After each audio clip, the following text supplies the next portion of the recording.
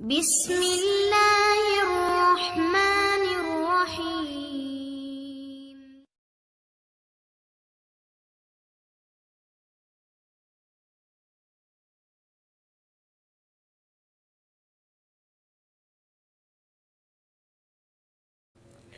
اعوذ باللہ من الشیطان الرجیم، بسم اللہ الرحمن الرحیم۔ اذا زلزلت الارض زلزالها واخرجت الارض اثقالها۔ تمام قسم کی تعریفات و تسبیحات اللہ احکم الحاکمین کے لیے، جو پوری کائنات کا خالق و مالک ہے، حاجت روا مشکل کشا ہے، جس کے علاوہ کوئی معبود برحق نہیں۔ لاکھوں کروڑوں درود و سلام اس ہستی اقدس و مقدس پر جن کا نام نامی اسم گرامی جناب محمد الرسول اللہ صلی اللہ علیہ وبارک وسلم ہے۔ وہ ذات مبارکہ مطہرہ جنہیں رب کائنات نے رحمت کائنات بنا کر بھیجا، اور جن کے ذریعے سے اہل کائنات کی رشد و ہدایت کا بندوبست فرمایا ہے۔ احباب زیواکار، آج اگر دنیا کے اندر غور و فکر کیا جائے، دنیا کے اندر نظر دوڑائی جائے، تو ہر طرف افراتفری کا مقام نظر آتا ہے۔ ہر طرف بے چینی ہی بے چینی ہے، لوگوں کے دلوں سے سکون ختم ہو چکا ہے، اور ہر روز کہیں نہ کہیں پر کوئی نہ کوئی مشکل کھڑی ہوتی ہے۔ یہ جتنے بھی مصائب ہیں، یہ جتنی بھی تکالیف ہے، یہ جتنی بھی ناگہانی آفات ہے، یہ کیوں آتی ہیں؟ اس کی وجہ کیا ہے؟ زلزلے کیوں آتے ہیں؟ سیلاب کیوں آتے ہیں؟ یہ جابر اور ظالم حکمران کیوں مسلط ہوتے ہیں؟ اس کی وجہ کیا ہے؟ میرے بھائیوں، اگر ہم قرآن کا مطالعہ کریں، آقا علیہ الصلوۃ والسلام کے فرامین کو دیکھیں، تو یہ بات بالکل واضح ہو جاتی ہے کہ انسان جب بھی اپنے رب کی بغاوت کرتا ہے، جب بھی اللہ کے رسول صلی اللہ علیہ وسلم کی نافرمانیاں کرتا ہے، جب بھی انسان اسلام کی مخالفت کرتا ہے، شیطان کے نقش قدم پر چلتا ہے، تو اس وقت اللہ تعالیٰ پھر یہ آفات کو نازل کرتے ہیں۔ کبھی بیماریاں، کبھی سیلاب، کبھی زلزلے، کبھی جابر اور ظالم حکمران۔ یہ ساری کی ساری وجہ یہ گناہوں کی ہے۔ میرے بھائیوں، جتنے گناہ بڑھتے ہیں اتنے ہی زیادہ اللہ کی طرف سے پھر سزائیں ہوتی ہیں، اور یہ جو سزائیں ہیں، یہ جو مشکلات ہیں، یہ جو ہمارے اوپر جبر ہے، اس سارے کی وجہ ہمارے اپنے اعمال ہیں۔ اللہ تعالیٰ نے قرآن میں فرمایا، وَمَا أَصَابَكُم مِّن مُّصِيبَةٍ فَبِمَا كَسَبَتْ أَيْدِي النَّاسِ وَيَعْفُو عَن كَثِيرٍ۔ اللہ تعالیٰ فرماتے ہیں کہ یہ جو بھی تم پر ہوتا ہے، وَمَا أَصَابَكُم مِّن مُّصِيبَةٍ، جو مصیبت بھی تم پر آتی ہے، جو پریشانی تم پر نازل ہوتی ہے، بِمَا كَسَبَتْ أَيْدِيكُمْ، یہ تمہارے اپنے اعمال کی سزا ہے، یہ اپنے اعمال کا بدلہ ہے، اس وجہ سے یہ کام ہوتا ہے۔ وَيَعْفُو عَن كَثِيرٍ، اللہ تعالیٰ کہتے ہیں کہ اگر میں ہر گناہ کو پکڑوں تو تم زندہ رہنے کے قابل کہاں ہو۔ وَيَعْفُو عَن كَثِيرٍ، فرمایا میں زیادہ تر گناہ تو ویسے ہی معاف کر دیتا ہوں۔ دیکھیں رب کی مہربانی ہے نا، کہ بندہ وضو کرتا ہے اللہ گناہ معاف کرتا ہے، بندہ وضو کر کے مسجد کی طرف چلتا ہے اللہ گناہ معاف کرتا ہے، نمازیں پڑھتا ہے اللہ گناہ معاف کر دیتا ہے۔ یہ تو رب کی مہربانی ہے، یہ تو رب کا کرم ہے کہ رب کبریا نے زیادہ تر گناہ تو ویسے ہی معاف کر دی ہے۔ پھر بھی جب ہم حد سے آگے گزرتے ہیں تو پھر اللہ تعالیٰ کہیں نہ کہیں پر جھٹکا دے کر ہمیں سمجھاتے ہیں کہ اللہ کی طرف پلٹ آؤ۔ یہ آج ہم دیکھیں تو واویلا ہوتا ہے، ملکی قوانین کو دیکھا جائے پاسداری نہیں، اس قوم سے کیا ملکی قوانین کی پاسداری کی توقع رکھی جا سکتی ہے جو قوم اپنے نبی کے بتائے ہوئے دین کی پاسداری نہیں کرتی؟ ملکی قانون تو کوئی چیز ہی نہیں ہے۔ اور یہ ذہن سے نکال دیں، شاید ہمارے ذہن میں یہ باتیں بیٹھی ہوئی ہیں کہ ہم مسلمان ہیں، ہم پاکستان کے رہنے والے ہیں، ہم نبی علیہ السلام کے امتی ہیں، ہمیں کوئی نہیں ہوگا۔ میرے بھائیوں یاد رکھنا، اگر نافرمانی ہم کریں گے، اگر رب کی بغاوت ہم کریں گے، اگر رسول اللہ کی نافرمانیاں ہم کریں گے تو اللہ تعالیٰ عذاب بھیجے گا، اللہ تعالیٰ سزا دے گا۔ اللہ یہ نہیں دیکھے گا کہ یہ مسلمان ہے، اس نے کلمہ پڑھا ہے تو کلمہ پڑھ کے جو مرضی کرتا جائے، اس کو کچھ نہیں کہا جائے گا۔ یہ ہماری غلط فہمی ہے۔ ہم کلمہ پڑھ کے زنا کریں، کلمہ پڑھ کے مسلمان کہلا کے شرابیں پیئے، مسلمان کہلا کے ہم دوسروں کا مال کھائے، مسلمان کہلا کے بددیانت بن جائے، مسلمان کہلا کر فراڈ کرنا ہمارا کام بن جائے، مسلمان کہلا کر اپنے ماں بہنوں کی عزت کو پامال کرے، مسلمان کہلا کر سود کھاتے جائے، مسلمان کہلا کر ہر ایک نبی کے فرمان کی دھجیاں اڑاتے جائے، قرآن کی مخالفت کرتے جائے، اور پھر ہم سمجھے کہ اللہ ہمیں کچھ نہیں کرے گا، رب ہمیں اس لیے معاف کر دے گا کہ ہم مسلمان ہیں۔ اور رب کا قانون ہے وَلَنُذِيقَنَّهُم مِّنَ الْعَذَابِ الْأَدْنَىٰ دُونَ الْعَذَابِ الْأَكْبَرِ لَعَلَّهُمْ يَرْجِعُونَ۔ اللہ تعالیٰ کہتے ہیں بڑے عذاب سے پہلے میں چھوٹے چھوٹے عذاب تمہیں دوں گا، چھوٹے چھوٹے عذاب، تاکہ تم پلٹ آؤ نیکی کی طرف، اللہ کے دین کی طرف، اللہ کی فرما برداری کی طرف، رسول اللہ کی اطاعت کی طرف تم پلٹ آؤ۔ اس لیے یہ عذاب آتے ہیں۔ آج ہم دیکھتے ہیں کہ سیلاب آیا تو ہم نے سوچا کہ سیلاب تو پنجاب کے دوسرے سندھ کے علاقوں میں ہے، ہمیں کیا پرواہ ہے، ہم تو بچ گئے ہیں نا۔ ہم اسی طرح گناہوں میں لتھڑے رہے، اسی طرح ہمارے اندر جرائم باقی رہے۔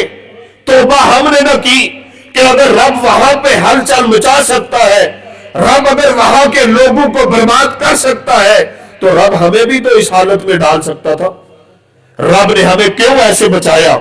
فَاعْتَبِرُوا يَا أُولِي الْأَبْصَارِ، اللہ کہتا ہے کہ عبرت حاصل کرو، عقل والو، بصیرت رکھنے والو، بصارت رکھنے والو، یہ حالات کو دیکھو اور پھر رب کی فرما برداری کی طرف آ جاؤ، رب کی اطاعت کی طرف آ جاؤ۔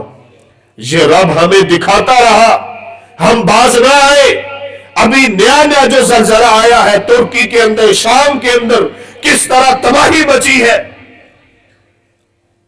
یہ تباہی اگر رب نے وہاں پہ مچائی ہے، وہاں پہ یہ سزا ہوئی ہے، وہاں پہ زلزلہ آیا ہے، تو ہم بچ سکتے ہیں اگر یہاں پہ آ جائے؟ یہ تو میرے رب کا احسان ہے کہ رب نے ہمارے گناہوں پہ پردہ ڈال دیا ہے، کہ اس نے ہمیں دنیا میں سزا نہیں دی۔ یہ تو ہمارے رب کی مہربانی ہے کہ اس نے ہمیں موقع دیا ہے، ہمیں سمجھایا ہے کہ فَاعْتَبِرُوا يَا أُولِي الْأَبْصَارِ، اے عقل والو نشانی کو دیکھو ذرا۔ اگر میں ان لوگوں کو ایک جھٹکے کے اندر ہلا سکتا ہوں تو تم کیا چیز ہو؟ یہ زلزلے یہ قیامت کی نشانیوں میں سے ایک نشانی ہے۔ نبی علیہ السلام کا فرمان صحیح البخاری کے اندر ہے، فرمایا لا تقوم الساعہ، قیامت قائم نہیں ہوگی हत्ता युकबदल इल्म को उठा लिया जाएगा, कब्ज कर लिया जाएगा। आज आप देखते नहीं, बड़े बड़े उलमा दुनिया से जा रहे हैं, रासिखुल इल्मी उलमा दुनिया से जा रहे हैं और पीछे नकारा रह गए हैं, हमारी तरह के रह गए हैं जिनको दो लफ्ज आते हैं बस। वो पुख्ता इल्म वाले उलमा कहां गए? ज्यादातर जा रहे हैं। अल्लाह इल्म को उठा रहा है, हमें फिक्र नहीं। और ये इल्म किस तरह उठता है? ये नहीं कि अल्लाह ताला जुल्म करेगा कि जबरदस्ती उठाएगा। ये हमारे करतूत ऐसे हो गए हैं। हमारे करतूत कैसे हैं? बच्चा ज़हीन है, फतीन है, जहानत रखने वाला है, हम कहते हैं इसको डॉक्टर बनाएंगे, इसको इंजीनियर बनाएंगे, इसको वकील बनाएंगे। और जो बेचारा स्कूल में फेल, किसी मैकेनिक के पास छोड़ा, उधर से फेल, दर्जी के पास से फेल, हम कहते हैं ये किसी काम का नहीं, इसको मदरसे में भेज दो, ये मौलवी बन के आएगा। जो कहीं पर भी नहीं चलता उसको हम मदरसे में भेज देते हैं। ये देखो, फिर भी कुरान की बरकत होती है कि जिसको हर जगह से फेल हुआ है, रब उसको कुरान का हाफिज बना देता है। लेकिन हम क्यों ज़हीन लोग मदरसे में नहीं भेजते? अपनी औलादों में से जो सबसे ज़हीन हो उसको मदरसे में भेजे कि वो रासिखुल इल्म बने। और इसी तरह नबी अलैहिस्सलाम ने फरमाया वतक्सुरुल दनाजिल, कि जल्जलों की कसरत होगी, बेशुमार जल्जले आएंगे। 2005 से लेकर अभी तक हर साल कहीं ना कहीं कोई ना कोई झटका लगता है। हर जगह पे अगर देखा जाए हर साल कोई ना कोई झटका लगता है 2005 से लेकर। ये जल्जलों की कसरत, लेकिन हमें कोई परवाह हुई? हमने कभी तौबा की? जब जमीन हिल रही होती है तो हम उस वक्त घबरा कर कहते हैं कि अस्तगफिरुल्लाह अस्तगफिरुल्लाह, लेकिन जैसे ही जमीन ठहर जाती है, सुकून में होती है, तो हम वही अपने काम शुरू कर देते हैं। वही धोखे, वही फराड, वही बददयांती, वही शराबें चलती है, वही रब की नाफरमानी, वही फिल्में, वही ड्रामे, वही म्यूजिक गाड़ियों में चलते हैं, ऊंची आवाज में चलते हैं। जुमे का कोई ख्याल नहीं, नमाजों का कोई ख्याल नहीं, रब की नाफरमानियां फिर उरूज पर पहुंच जाती हैं। पैगंबर अलैहिस्सलातु वस्सलाम का फरमान, मुस्नद अहमद की हदीस, नबी अलैहिस्सलातु वस्सलाम ने फरमाया, ऐ मेरी उम्मत, तुम जरूर व जरूर नेकी का हुक्म करोगे, लोगों को नेकी की तरफ बुलाओगे, जरूर व जरूर तुम गुनाहों से रोकोगे। अगर ऐसा नहीं करोगे, इस काम को छोड़ दोगे, नेकी का हुक्म देना छोड़ दोगे, जो होता है होने दो, बुराई से मना तो नहीं करोगे, पैगंबर अलैहिस्सलातु वस्सलाम ने फरमाया फिर अल्लाह तुम पर अजाब नाज़िल करेगा। तुम दुआएं करते रहोगे, लेकिन रब दुआएं कबूल नहीं करेगा, फिर दुआएं कबूल नहीं होंगी। जब अजाब आएगा फिर हाथ उठेंगे, इस्तिग़फ़ार होगा, लेकिन पैगंबर अलैहिस्सलाम ने कहा कि अल्लाह ताला फिर तौबा कबूल नहीं करेगा, फिर अल्लाह दुआएं कबूल नहीं करेगा, क्योंकि उस वक्त तो रब की लाठी पड़ चुकी होगी। इन्ना बत्शा रब्बिका लशदीद, अल्लाह की पकड़ बड़ी सख्त है। ये जो जमीन साकन खड़ी है, हरकत नहीं कर रही, हमें नजर आता है सुकून के साथ है, ये भी रब की बहुत बड़ी नेमत है मेरे भाइयों।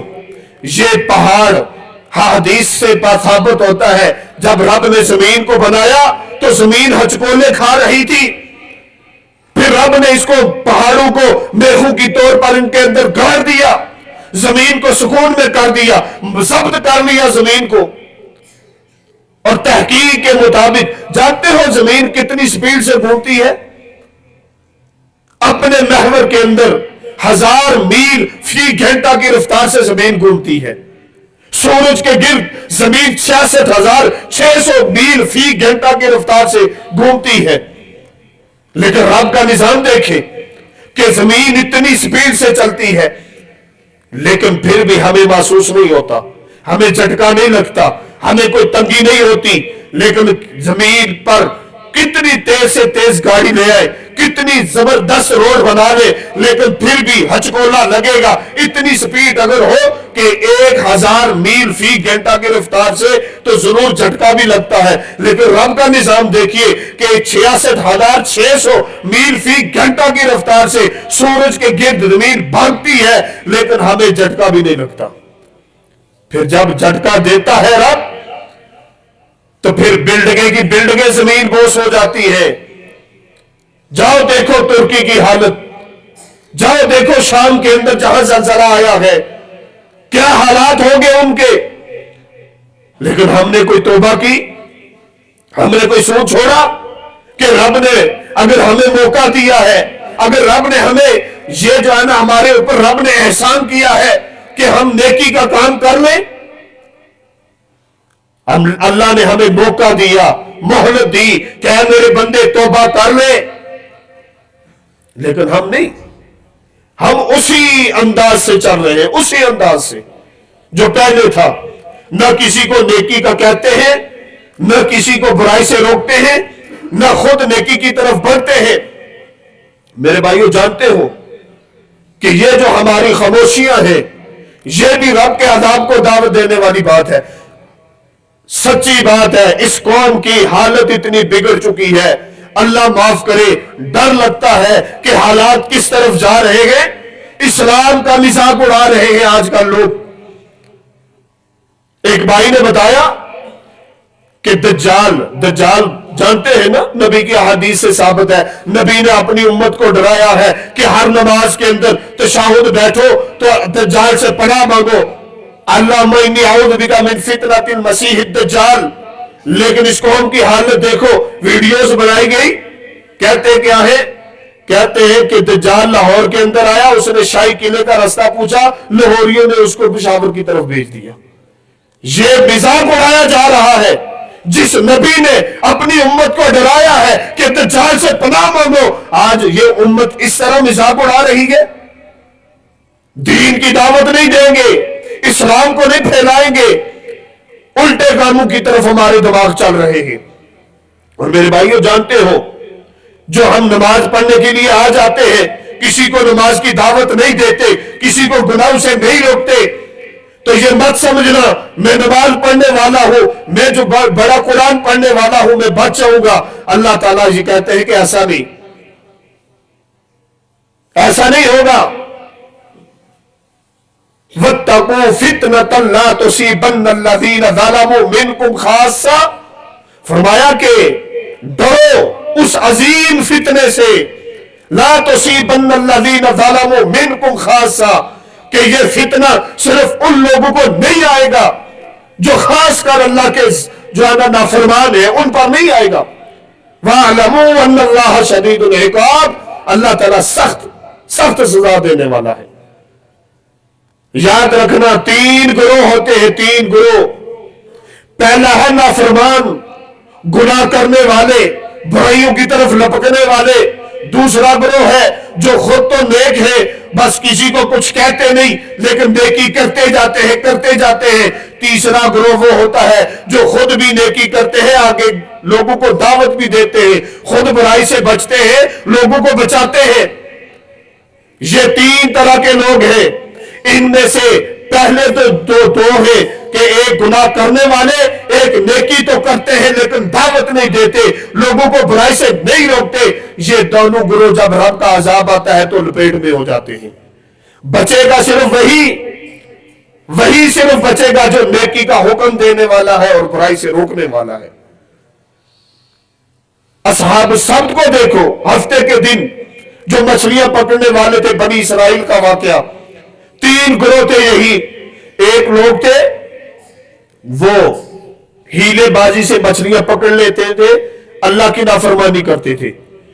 ایک گروہ تھا جو خود تو نہیں پکڑتے تھے لیکن روکتے بھی نہیں تھے، کہتے تھے ہم نے سمجھایا ہے، نہیں مانتے، چپ کر جاتے تھے۔ اور تیسرا گروہ وہ تھا جو خود بھی بچتے تھے، ان کو بھی سمجھاتے تھے۔ اور یہ جو دوسرا گروہ تھا نا جو خود بچنے والے تھے، یہ کہتے چھوڑ دو ان کو، یہ تو باز نہیں آنے والے۔ جب رب نے ان پر عذاب بھیجا، ان کو بندر بنایا، اللہ تعالیٰ نے ان کی شکلیں تبدیل کی، تو صرف ایک گروہ بچا تھا جو لوگوں کو نیکی کا حکم دیتے تھے، برائی سے روکتے تھے۔ یہ مت سمجھنا کہ میں نیکی کر لوں گا تو کافی ہے۔ یہ امت اگر اللہ نے اس کو فضیلت بخشی ہے تو ایک وجہ سے بخشی ہے، اللہ کہتے ہیں کہ یہ نیکی کا حکم دینے والے ہیں اور برائی سے روکنے والے ہیں۔ جہاں بھی برائی کو دیکھو وہاں پہ روکو، جہاں پہ بھی نیکی کا کام ہو دوسروں کو دعوت دو کہ آؤ نیکی کرو۔ میرے بھائیوں، یہ بات حقیقت ہے کہ میں ہوں یا آپ، کوئی بندہ بھی مکمل طور پر تو پاک ہے نہیں۔ کوئی دعویٰ کرے کہ میں گناہ کرتے ہی نہیں، یہ تو ہو ہی نہیں سکتا، لیکن بڑے بڑے گناہوں سے تو بچے، سود سے بچے، زنا سے بچے، ڈاکے سے بچے، چوری سے بچے، بھائی کا مال کھانے سے بچے، قتل سے بچے، یہ بڑی بڑی جو نافرمانیاں ہیں ان سے تو بچے۔ چھوٹے موٹے گناہ جو ہے ان سے بھی بچے، لیکن اگر ہوتے ہیں تو توبہ بھی کرتے جائیں۔ بڑے بڑے گناہوں سے اپنے آپ کو بچائیے، بڑے بڑے گناہوں سے اپنے دوسرے بھائیوں کو بھی بچائیے، پھر جا کے بات بنے گی، پھر جا کے کام چلے گا۔ اگر ہم یہ کام جاری رکھیں گے کہ خود بھی عمل کریں گے تو دوسروں کو بھی کرنے کی دعوت دیں گے، پھر جا کر کام بنے گا، وگرنہ بڑی مشکل ہے، مارے بڑی ہے۔ آج زمین ہچکولے کھائے، اور یاد رکھنا جو دنیا کے حالات جا رہے ہیں، جو دنیا کی حالت فی الحال چل رہی ہے، میرے بھائیوں یہ بات یاد رکھنا کہ ان قریب حالات کے مطابق یہ بات سمجھ آتی ہے کہ 10 سے 15 سال ہے دنیا کے اندر تباہی ہونے والی ہے۔ جو موجودہ صورتحال ہے اس کے مطابق بڑا خطرے کا معاملہ ہے، بڑا ہی خطرے ناک معاملہ ہے، تباہی آنے والی ہے۔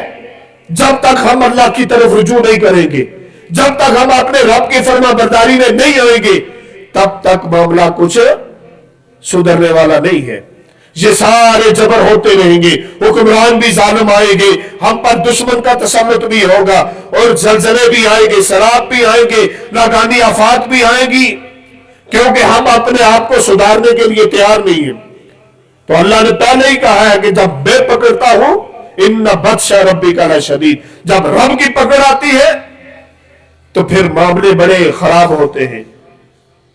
آج ہمیں بڑے تعجب کی بات ہے کہ جب بھی سیلاب آتا ہے یہ اس وجہ سے ہوگا، کوئی نہیں کہتا کہ رب کی سزا ہے، ذرا اللہ سے ڈرو۔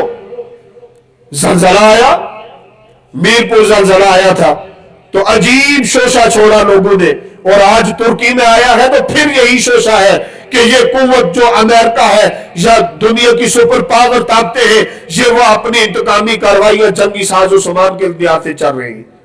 چلو یہ بھی مان لیتے ہیں کہ وہ اس وجہ سے کر رہے ہیں کہ ان کی ٹیکنالوجی کے ذریعے سے زلزلہ آیا ہے، لیکن میرے بھائیوں ایک بات تو بتاؤ کہ جب ہم رب کے فرما بردار بن جائیں گے تو پھر رب تعالیٰ ہماری حفاظت کرے گا یا نہیں کرے گا؟